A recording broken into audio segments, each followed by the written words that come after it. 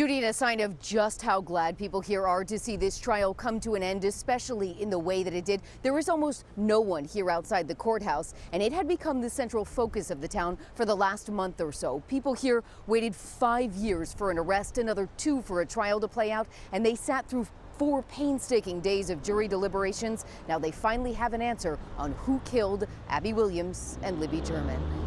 Relief settles over Delphi, Indiana. It's been more than 7.5 years of grieving, anxiety, and uncertainty.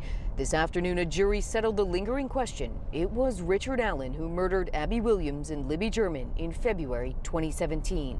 I always believe in prayer, and today is definitely that day. Among the mounds of evidence, the jury of 8 women and 4 men considered over the span of 4 days while huddled in the 3rd floor of the Carroll County Courthouse was this recording found on Libby's cell phone. Prosecutors told jurors that voice and this image was unquestionably Richard Allen. We have Nick McClellan, law enforcement, the families for never giving up. I knew we would get to this day. But it was no easy endeavor, the 2.5-year investigation or the trial.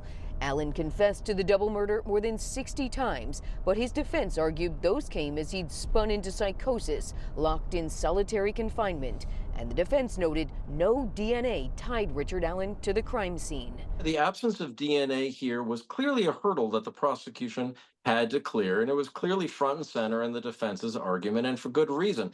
Jurors do expect it, but this case teaches us that you can win a case as the state, as the government, without DNA evidence if you have another kind of evidence and you have enough of it. And in this case, again, confessions, they go a long way. Now, with Richard Allen locked up and convicted, Delphi can really begin to heal. Tonight we'll be able to go to sleep knowing that we're all safe again, knowing that we can ask and look at one another again in the hands of love and help.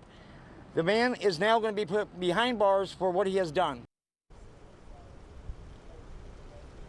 The victims of both families were here for the duration of the trial, but they still are now not allowed to speak because they are being held under a gag order imposed by the judge. That gag order is supposed to go through sentencing for Richard Allen, which is set for December 20th.